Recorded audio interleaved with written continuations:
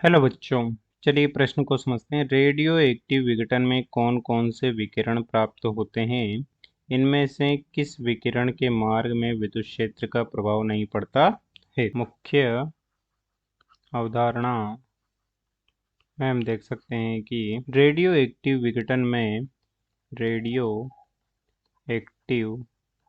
विघटन में अल्फा कण, बीटा कण तथा गामा विकिरण का उत्सर्जन होता है। और हम देख सकते हैं कि अल्फा कण के रूप में एक हीलियम का नाभिक का उत्सर्जन होता है तथा बीटा कण के रूप में एक इलेक्ट्रॉन का उत्सर्जन होता है जिसका निर्माण नाभिक के अंदर होता है।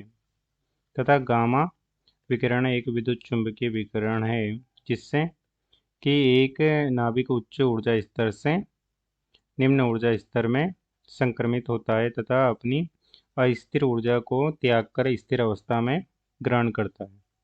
तो हम देख सकते हैं कि अल्फा कण एक द्विआवेशित द्विधनावेशित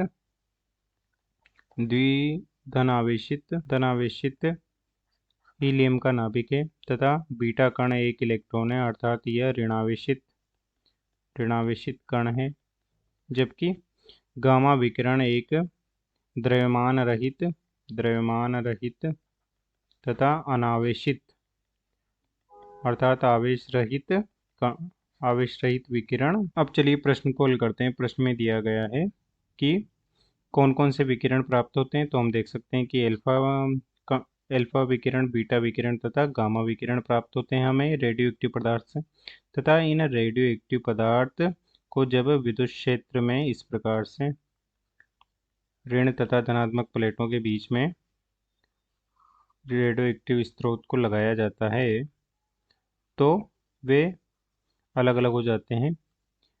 अल्फा कण जो कि धनावेशित होता है वह ऋण आवेशित प्लेट की ओर विक्षेपित हो जाता है। इस प्रकार से ये अल्फा कण हो जाता है। तथा बीटा कण जो कि ऋणावेशित होता है वह धनात्मक प्लेट की ओर विक्षेपित हो जाता है। जबकि गामा विकिरण न तो आवेशित होता है और न ही द्रव्यमान होता है, तो वह आवेशित नहीं होने के कारण सीधा बिना विक्षेपण के सीधा निकल जाता है गामा विकिरण। तो इस प्रकार से हम कह सकते हैं कि गामा विकिरण पर विद्युत क्षेत्र का कोई प्रभाव नहीं पड़ता है। गामा विकिरण पर विद्युत क्षेत्र का प्रभाव नहीं पड़ता है। अतः दिए गए प्रश्न को हमने हल कर दिया है। आशा करते हैं आपको समझ में आया होगा। धन्यवाद।